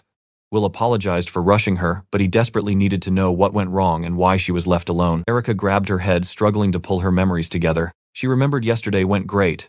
They hunted well, but they just did not manage to clear out every single enemy. You and I both know that is never a good sign, right? When they regrouped, Professor Veronica had completely vanished without a trace. She had just left a quick note, telling them to wait, promising she would be right back. Erica started panicking. Right in the middle of a heated argument with the others, she just sprinted off to find her. Will guessed the others totally pressured her into it, and she just lacked the spine to refuse. Honestly, this whole mess was not funny at all. One tiny mistake, and she could have literally died. None of them were even close to ready for that massive power gap. Erica explained that the second she stepped into the woods, she smelled something super sweet. After that, total blackout until right now. Ben realized those sneaky goblins were using some kind of sleeping drug. The trap, plus the fact they teamed up with an ogre, was crazy, but they seriously had zero time to figure it out now. Their camp had to be super close, and they needed to find the other two. But walking back, Erica suddenly yelled to stop. She just froze, staring straight ahead in absolute horror. The camp was totally wrecked. Marie admitted she had actually been worrying about this. Normally, goblins are super territorial and never ever leave their own zones, so moving away should have kept them safe. Now, she desperately needed to know what caused this attack. Will realized that monsters aggressively hunting humans was a classic Red Moon side effect, but he could not exactly explain that out loud right now. Ren noticed zero signs of a struggle, meaning the other two had definitely escaped somewhere. He said he would go track them down. Erica and Marie needed to grab turf and get out of this forest immediately. Everyone agreed instantly. Ren reminded them to stay on high alert. Nowhere was actually safe. The group sprinted back. Will frantically asked if Turf was okay. The clueless kid just complained that dinner was not ready yet. Marie sighed in relief, thanking him for being safe, making Turf blush wildly. Will promised to explain everything later, but they had to run. Then Will turned and froze. Fists clenched. That huge ogre was standing right outside. Are you guys seeing this? It tracked them down. Erica completely panicked, begging for a plan. Will muttered under his breath, finally realizing just how pathetically weak he had been acting. Erica had absolutely no clue what he was talking about. All right, stick with me. Will declares he is taking that massive ogre down. He knows they can win, but against a horde, this huge teamwork is absolutely essential. He tells Marie to stop overworking herself. She just needs to land precise strikes while the wooden golems tank the front lines. Erica's job, burn the advancing goblins to a crisp. She mutters bitterly, annoyed that someone with her power got captured so easily in the first place. Will just smiles, calling her fire magic seriously useful. Caught completely off guard by the compliment, Erika gulps. Then, boom. She unleashes a massive wave of pure fire right at the goblins. A blazing wall erupts in front of them. The monsters freeze, backing away from the intense heat. Erika literally cheers, super relieved her spell actually worked. But Will instantly spots a huge problem. The ogre is just bulldozing right through the fire. Unlike those weak goblins, this absolute beast is built totally different. Will commands a wooden golem to charge in. He yells for Erika to fire again and she immediately blasts it. The golem tackles the giant ogre, grabbing it tight as they both ignite in a blazing inferno. The monster screams in pure agony. Will calls out to Marie while dashing forward. She gets the hint immediately. Flexing all her insane strength, she completely chucks the massive ogre away. The beast crashes hard into the dirt. Marie proudly declares their combo was absolutely flawless. Will agrees, but the hype dies instantly. The ogre slowly stands back up, the giant wound on its stomach. It is literally healing right in front of them. Marie quickly asks if they should just spam attacks until its healing completely breaks. Will shuts that down. Spamming attacks is way too risky. They need a smarter way to finish this thing off for good. Now pay close attention. Before Will can even finish his thought, Erika screams a warning. Will snaps his dagger up, barely blocking the impact. This crazy ogre is literally using goblins as throwing weapons. Will swats them away, casually joking about how annoying these living projectiles are. Erika panics, yelling that more are incoming. Marie casually bats a flying goblin away with her sword. She confidently jokes about returning to sender as she launches the monster right back. She tells Will to go execute his plan while they handle the green trash. Will dashes forward, thanking them for buying him time. Perfect division of labor. Erika and the golems blast the goblin horde with area spells while Marie goes full baseball mode on the flying ones. Will charges the giant ogre head on. The huge monster glares down and swings its massive claws in a deadly low sweep. Will leaps over the attack, instantly countering with lightning-fast dagger strikes. The ogre just roars in pure rage as the fresh cuts start stitching themselves closed. Suddenly Will pops up right behind the beast. He smirks, noting the monster is wide open exactly as planned. He slaps his hand onto the ogre's neck and triggers life overload. Instantly, the giant monster's heart starts beating totally out of control. Pure agony rips through its veins. The invincible beast actually screams in absolute terror right before it violently explodes from the inside out. Will calmly steps away from the messy remains, grinning like a madman. His crazy strategy actually worked perfectly. You and I saw that coming, right? The healing was broken, sure. But life overload completely vaporized it from inside.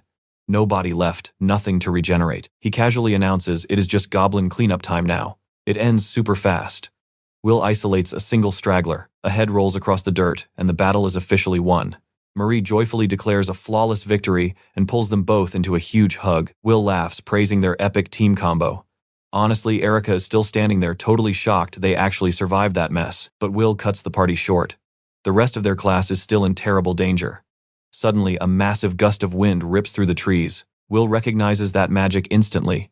It is Sirius. If they just follow the path of that tornado, they can finally regroup with everyone else. They find Sirius completely frozen after blowing his magic. Will quickly checks him over and realizes he is perfectly fine. Will breathes a huge sigh of relief, seeing everyone safe and sound. Then Bode suddenly waves them down. Bodhi is super confused by Will's random party setup. He immediately asks where their missing instructor and the other students are. Right on cue, Ren steps out from the trees. Will rushes over to his master, proudly announcing he safely rescued the two girls. Ren smiles, admitting that giant tornado was a huge help. It acted like a massive beacon to track them down. He praises Will for thinking on his feet, super relieved no one got injured. Erika just laughs it off and Bode jokes about the good vibes. But wait, someone is missing. Will realizes Professor Veronica is completely gone. Bode shrugs, saying she is probably fine, but they obviously cannot just retreat without giving her a heads up first. Ren decides to stay back and guard the remaining students. He checks if the other teacher can manage the crowd while they split up, getting a solid yes. Sirius and Will team up to hunt for Veronica. Will tries using his enhanced hearing to scan for life signs, but his skill level is just too low to pinpoint anything properly yet. Looks like they are tracking her down the old-fashioned way. They find her incredibly fast. Veronica seems totally fine standing there. But wait, something feels deeply, terribly wrong here. She is gripping a glowing red moon crystal. As she turns, Will freezes. And trust me, you and I know exactly what that terrifying light means. Stick with me here. The professor quickly pockets that crystal, demanding to know why he's there. Will plays it totally cool. He denies everything, saying he was just looking for her because the monsters were acting crazy and training was officially over. She nods, ready to head back. But Will stops her. He absolutely needs to know what that strange stone actually is. She brushes it off as nothing. He pushes harder. Why did she abandon the other students? What was she really doing all this time? He demands an answer. Slowly, Veronica opens her mouth. He basically says sorry, but her methods are top secret.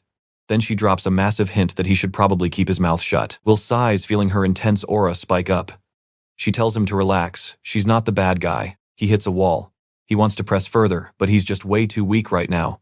Plus, he really isn't mentally ready to suspect his favorite professor of treason. In his past life, she was a loyal comrade. So the training camp finally ends. Later that night, Will is wide awake. Is Veronica seriously working for the evil Red Moon? She never acted this sketchy in his previous life, so he decides to spy on her. Seeing her chat with another professor, he pops his stealth skill and creeps a bit closer. The other professor mentions her campus leave request and asks where she's off to. Veronica just walks away, claiming it's totally personal business. Now, pay attention, this is crucial. Will figures she's hiding that red stone. He has no choice. Time for a classic stalking mission. She walks through the city and Will follows, completely ignoring common sense. If he's wrong, he's basically just a total creep. But he can't let it go, not when he could finally stop history from repeating itself. Plus, if there's any chance to prove her innocence, he absolutely has to take it. Honestly, this is Will's first time back in this city since his past life. Back then, after graduating, the monster waves got so insanely bad that he was tossed straight onto the front lines with zero free time. At least that's what his foggy memories tell him. Suddenly, Veronica buys a sweet roll from a street vendor. Will watches, and bam, a nostalgic memory of them eating together hits him hard. Before even thinking, he buys one and takes a bite. So delicious. In the memory, she smiles, loving the spot. Will awkwardly admits he's never tried street food like this before. He asks if her merchant family background makes this a regular thing. She nods but says it's deeper than that. With life being crazy, she made a rule. See a bakery, go in. It started during childhood family trips and stuck with her through endless brutal campaigns on the battlefield. She had crossed paths with tons of people. Most just vanished forever. And if she did reunite with someone, they had changed into complete strangers anyway.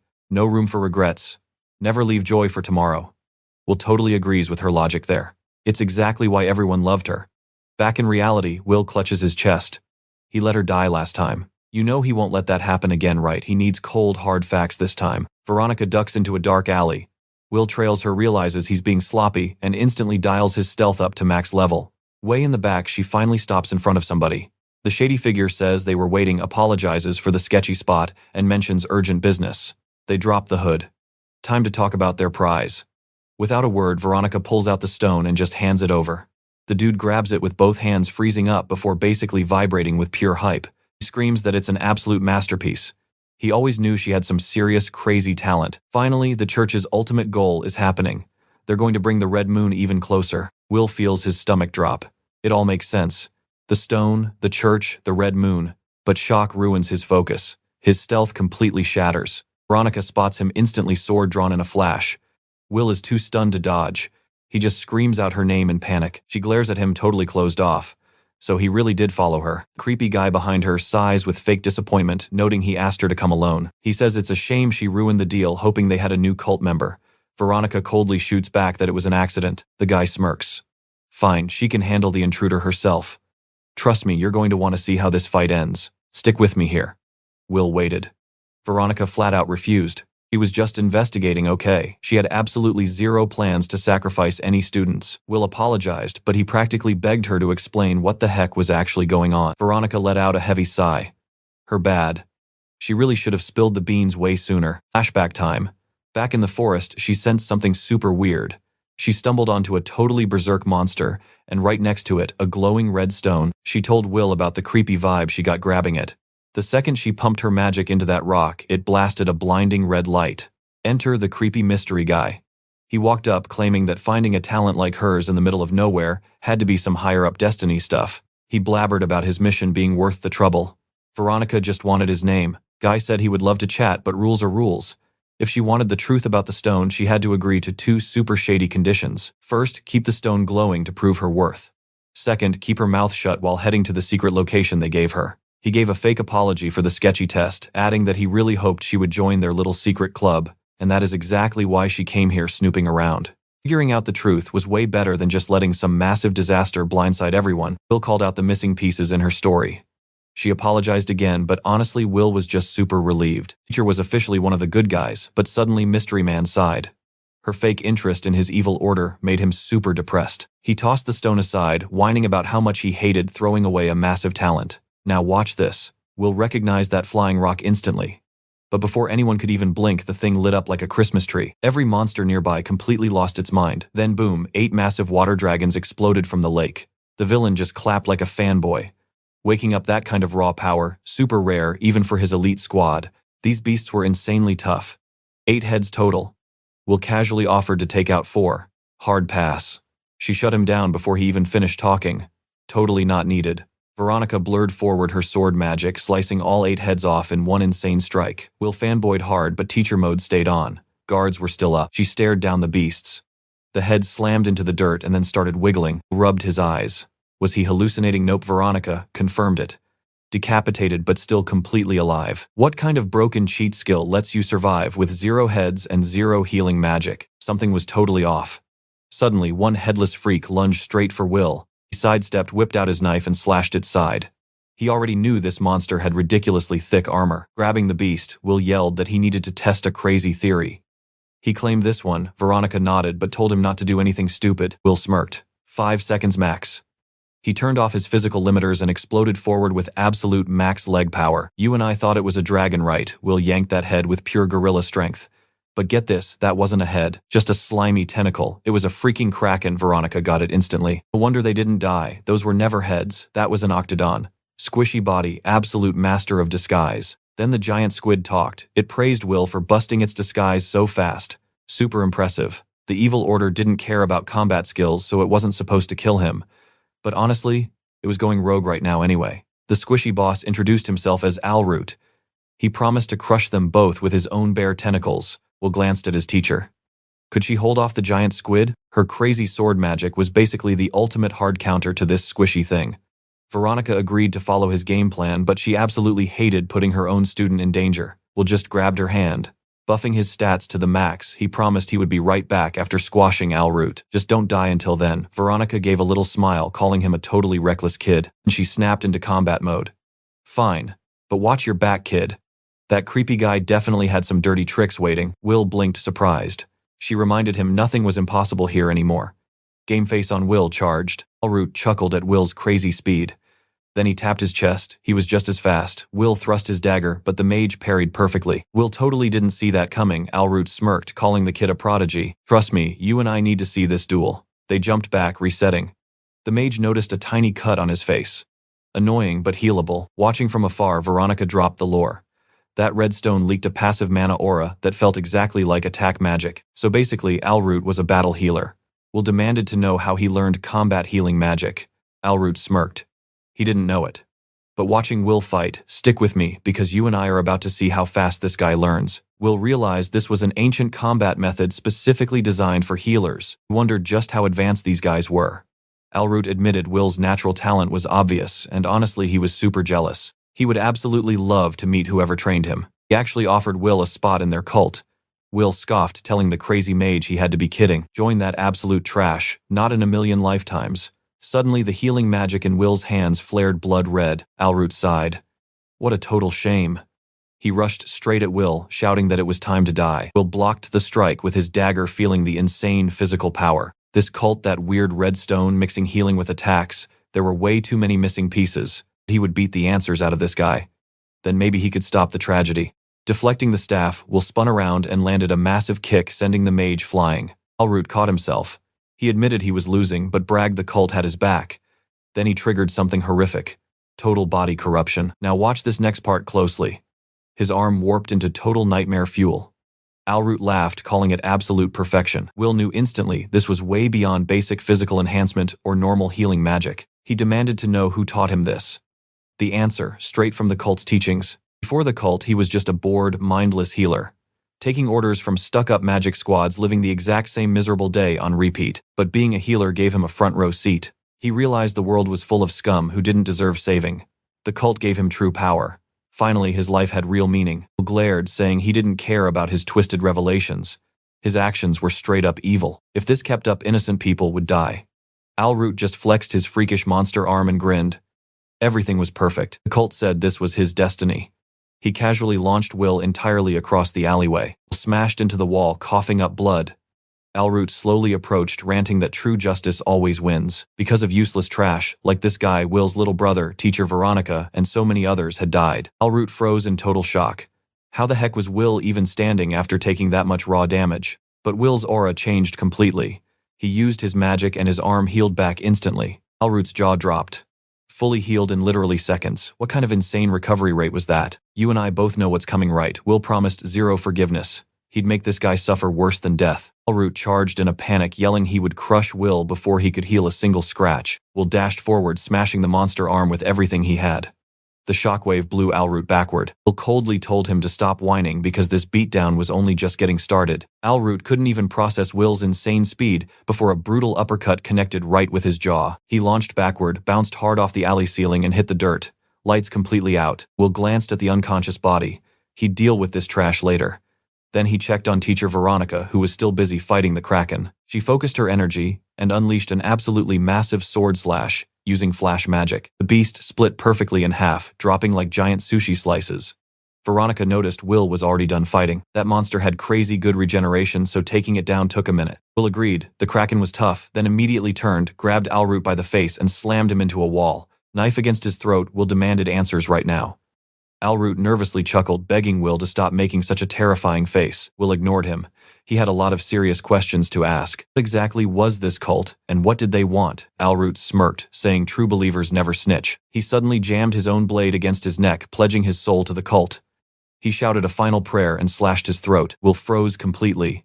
Alroot cried tears of joy, sacrificing himself for the cult's secrets. A true fanatic till the end. Trust me, you'll want to see what happens next. He believed his soul was heading to Lord Claudio's. But then Alroot's mind cleared. He realized his fatal wound had completely vanished. He murmured in absolute confusion, "Alright, stick with me here." Alroot literally just sliced his own throat. The blade was freezing cold, and Will admits he totally didn't see that crazy move coming. Will underestimated his fanatic faith but still healed him anyway. Alroot is absolutely losing his mind. He screams that he was already dead. Will just smirks, claiming he can heal the dead anyway. Alroot insists no normal healer could ever pull that off. Will straight up says he isn't normal. He promises he'll eventually become the absolute best healer in the entire world. Then he lets a very dark threat hang in the air. Think about it. If Will can heal a dying man, he can also torture someone to the brink of death and just keep healing them over and over again. Alroot completely understands the terrifying hint and starts shaking. Will coldly asks if he's ready to talk. Now watch closely. Alroot is about to spill the secrets, but suddenly, something hijacks his brain. A creepy voice literally commands him to drop dead. Pure panic floods Alroot's face. He crashes into the dirt, sobbing, his body completely moving on its own. Shocked, Will jumps back. The guy is literally dying from the inside. Veronica screams for Will to run. Something is very wrong, so he backs away. Alroot's body instantly starts melting into thick black smoke. The two of them shield their faces as the remains just rot away on the ground. Desperate Will rushes over to the rotting mess. He tries throwing healing magic, yelling at him to hold on, but it fails. Alroot's entire life force gets instantly erased. It was some kind of overpowered death curse way too strong to break. Will mutters, wondering who on earth runs this insane cult. Veronica quickly asks if he's alright. Will nods but violently complains that they just lost their only decent lead for information. He totally blames himself for the mess. I know what you're thinking, but Veronica says saving the student is a win anyway. Time to head home. On the walk back, Will casually mentions that the redstone completely self-destructed out of nowhere. Veronica warns that the cult and the redstone are entirely too dangerous. Knowing they exist gives her bad vibes, so they need to stay alert. Will completely agrees. Will realizes he is making huge progress compared to his past life, but still worries it won't be enough. Meanwhile, Veronica admits she's honestly glad he tagged along on this dangerous field mission today. She had actually bullied the director into letting him come, and Will's skills completely proved her right. Will gets it. In this timeline, Veronica actually notices him. Seizing the moment, he asks the big question. Why does a healer like her keep using attack mana? Veronica explains she grew up in a wealthy merchant family, constantly rubbing shoulders with both elite healers and powerful attack mages. Maybe that influenced her style. Will argues that if simply watching mages was enough, mana research would be miles ahead. Flustered Veronica admits she can't really explain it. She says it feels like someone whispered a secret to her when she was little. A vague, blurry instinct. Will immediately wonders if that mysterious person has ties to the dark cult. But Veronica just dodges the heavy topic, asking if he wants some bread instead. Caught completely off guard, Will blinks and agrees. Sure, a million mysteries are still unsolved, but he's finally found a solid clue to prevent the awful future he remembers. Of course, he still gets totally punished for skipping class. Trust me, we are far from done here. Cut to a noble mansion where a guy drops dead from huge vampire bites. A shadowy voice confirms the kill, then says it's hunting her next. A mysterious woman sighs heavily. She bluntly agrees to do it as long as it's an official cult order.